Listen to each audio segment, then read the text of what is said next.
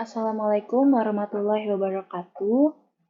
Dengan saya Devana Zulfa, saya akan menjelaskan hasil makalah saya dengan judul Hubungan Hak Asasi Manusia dengan Pancasila. Bab 1 ada pendahuluan. Di sini ada latar belakang. Hak asasi manusia adalah hak dan kebebasan fundamental bagi semua orang, tanpa memandang kebangsaan, jenis kelamin, asal kebangsaan atau etnis, ras, agama, bahasa, atau status lainnya. Pancasila adalah pilar ideologis negara Indonesia. Nama ini terdiri dari dua kata dari bahasa Sanskerta. Ada panca yang berarti lima dan sila berarti prinsip atau asas. Pancasila merupakan rumusan dan pedoman kehidupan berbangsa dan bernegara bagi seluruh rakyat Indonesia. Hak asasi manusia di Indonesia bersumber dan bermuara pada Pancasila, yang artinya hak asasi manusia mendapat jaminan kuat dari falsafah bangsa, yakni Pancasila. Bermuara pada Pancasila dimaksudkan bahwa pelaksanaan hak asasi manusia tersebut harus memperhatikan garis-garis yang telah ditentukan dalam ketentuan falsafah Pancasila. Bagi bangsa Indonesia, melaksanakan hak asasi manusia bukan berarti melaksanakan dengan sebebas-bebasnya, melainkan harus memperhatikan ketentuan-ketentuan yang terkandung dalam pandangan hidup bangsa Indonesia, yaitu Pancasila. Hal ini disebabkan pada dasarnya memang tidak ada hak yang dapat dilaksanakan secara mutlak tanpa memperhatikan hak orang lain, karena dapat melanggar hak asasi yang dimiliki oleh orang lain. Lalu di sini ada rumusan masalah. Yang pertama ada apakah HAM ada di dalam Pancasila? Yang kedua ada apa sanksi yang didapat bila melanggar HAM? Lalu di sini ada pembahasannya. HAM merupakan hak yang melekat dengan kuat di dalam diri manusia. Keberadaannya diyakini sebagai bagian yang tak terpisahkan dari kehidupan manusia. Meskipun kemunculan HAM adalah sebagai respon dan reaksi atas berbagai tindakan yang mengancam kehidupan manusia, maka HAM pada hakikatnya telah ada ketika manusia itu ada di muka bumi. Artinya hak yang bersifat mendasar dan menjadi jati diri manusia. Seperti yang dijelaskan pada landasan Pancasila, pengakuan terhadap HAM yaitu yang pertama ada kodrat manusia, bahwa kodrat manusia adalah sama derajat dan martabatnya. Semua manusia adalah sederajat tanpa membedakan ras, agama, suku, bahasa, dan sebagainya. Yang kedua ada Tuhan menciptakan manusia, bahwa semua manusia adalah makhluk dari pencipta yang sama, yaitu Tuhan yang Maha Esa. Karena itu di hadapan Tuhan manusialah adalah orang yang sama kecuali nanti pada amalannya. Pernyataan HAM di dalam Pancasila mengandung pemikiran bahwa manusia diciptakan oleh Tuhan Yang Maha Esa dengan menyandang dua aspek, yakni aspek individualitas atau pribadi dan aspek sosialitas atau bermasyarakat. Oleh karena itu, kebebasan setiap orang dibatasi oleh hak asasi orang lain. Ini berarti bahwa setiap orang mengemban kewajiban mengakui dan menghormati hak asasi orang lain. Kewajiban ini juga berlaku bagi setiap organisasi pada tatanan manapun, terutama negara dan pemerintah khususnya di negara Indonesia. Dengan demikian, negara dan pemerintah bertanggung jawab untuk menghormati, melindungi, membela, dan menjamin hak asasi manusia setiap warga negara dan penduduknya tanpa diskriminasi. Penerapan hukum pada pelanggaran HAM, pengaturan mengenai HAM telah ada sejak disahkannya Pancasila sebagai dasar pedoman negara Indonesia.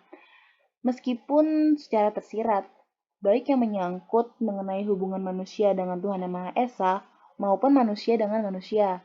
Hal ini terkandung dalam nilai-nilai yang terkandung dalam sila-sila yang terdapat pada Pancasila. Kejahatan terhadap kemanusiaan yaitu perbuatan yang dilaksanakan sebagai bagian dari serangan yang meluas ataupun sistematik yang diketahuinya bahwa akibat serangan itu ditujukan secara langsung terhadap penduduk sipil berupa pembunuhan, pemusnahan, pembudakan, pengusiran atau pemindahan penduduk secara paksa, perampasan kemerdekaan atau kebebasan fisik secara sewenang-wenang, penyiksaan, pemerkosaan, perbudakan seksual, pelacuran secara paksa, pemaksaan kehamilan, sterilisasi paksa, atau bentuk-bentuk kekerasan seksual lain yang setara penganiayaan terhadap kelompok tertentu atau perkumpulan yang didasari persamaan paham politik, ras, kebangsaan, etnis, budaya, agama, jenis kelamin, maupun alasan lain yang telah diakui secara universal sebagai hal yang dilarang oleh hukum internasional, penghilangan orang secara paksa, kejahatan apartheid. Pengadilan HAM bertugas dan berwenang memeriksa dan memutuskan perkara pelanggaran HAM yang berat. Yang dimaksudkan dengan pemeriksa dan memutuskan dalam ketentuan ini adalah termasuk penyelesaian perkara yang mengandung kompensasi, restitusi, dan rehabilitasi sesuai dengan peraturan perundang-undangan. Pelanggaran HAM berat terdiri dari kejahatan genosida dan kejahatan terhadap kemanusiaan. Kejahatan genosida dan kejahatan terhadap kemanusiaan sesuai dengan Roma Statute of the International Criminal Code. Kejahatan genosida adalah setiap perbuatan yang dilakukan dengan maksud untuk menghancurkan atau memusnahkan seluruh atau sebagian kelompok bangsa, ras, kelompok etnis, kelompok agama dengan cara yang pertama ada pembunuhan anggota kelompok, yang kedua ada mengakibatkan penderitaan fisik atau mental yang berat terhadap anggota-anggota kelompok, yang ketiga menciptakan kondisi kehidupan kelompok yang akan mengakibatkan pemusnahan secara fisik baik seluruh atau sebagiannya. Yang keempat ada memaksakan tindakan-tindakan yang bertujuan mencegah kelahiran di dalam kelompok. Dan yang terakhir, ada memindahkan secara paksa anak-anak dan kelompok tertentu ke kelompok yang lain. Lalu di sini ada pembahasan tentang Pancasila. Pancasila sebagai falsafah bangsa dan mukadimah Undang-Undang Dasar 1945 sudah mengandung nilai-nilai perlindungan HAM. Mengenai perjuangan perlindungan HAM dalam dunia peradilan mulai terwujud dengan diundangkannya UU Nomor 39 Tahun 1999 tentang HAM. Kemudian disusul dengan UU Nomor 26 Tahun 2000 tentang Pengadilan HAM sebagai perwujudan pasal 104 UU Nomor 39 Tahun 1999 tentang HAM. Kegiatan pemerintahan ini merupakan perkembangan hukum yang mencerminkan wawasan perikemanusiaan yang berakar dalam budaya bangsa yang hakikatnya merupakan ekspresi penghargaan terhadap nilai-nilai HAM yang terkandung dalam Pancasila sebagai pandangan hidup bangsa. Di sini ada bab 3 yaitu penutupnya.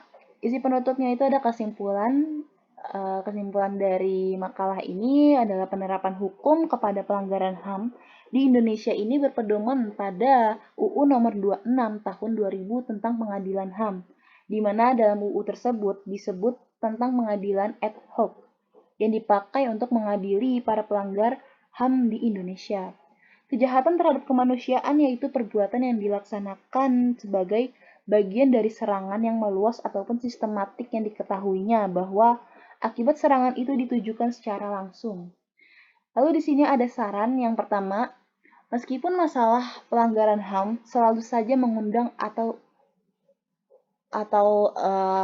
selalu mengundang suatu perdebatan, tetapi lepas dari kontroversi yang akan muncul di kemudian hari, proses terhadap peradilan HAM harus tetap berjalan dengan objektif dan fair atau adil. Hal ini tentunya dengan terjadinya apabila didukung oleh peraturan perundang-undangan yang berkaitan dengan masalah yang dihadapi. Dalam hal ini, pemerintah perlu untuk berbuat suatu instrumen perundang-undangan yang dapat berlaku surut atau retroaktif dalam UU Pengadilan HAM. Yang kedua ada berkaitan dengan kasus pelanggaran HAM di NKRI. Apabila proses upaya penyelesaian melalui pengadilan dapat berjalan dengan fair atau adil, maka akan menjadi tonggak sejarah perjuangan yang akan HAM bagi bangsa dan negara Indonesia. Oleh karena itu, diperlukan kualitas para aparat penegak hukum yang memahami nilai-nilai yang berkenaan dengan HAM. Lalu di sini ada daftar pustaka.